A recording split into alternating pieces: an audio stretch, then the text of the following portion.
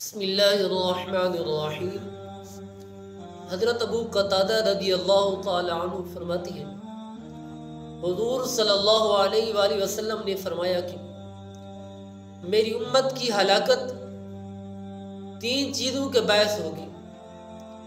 حضور صلی اللہ علیہ وآلہ وسلم نے فرمایا کہ میری امت جب تقدیر کا انکار کرنے لگ جائے گی تو اس وقت میری امت کے ہلاکت ہونے کا خوف ہے۔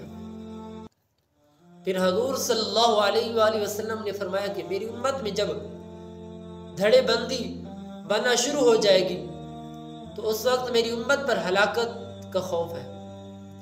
پھر حضور صلی اللہ علیہ وآلہ وسلم نے فرمایا کہ میری امت میں جب غیر معتبر راویوں کی روایتیں ذکر کرے گی تو اس وقت ہلاکت کا خوف ہے۔ دعا ہے اللہ تعالی ہمیں حضور صلی اللہ علیہ وآلہ وسلم کے بتائے ہوئے فرامین پر عمل کرنے کی توفیق عطا فرمائے۔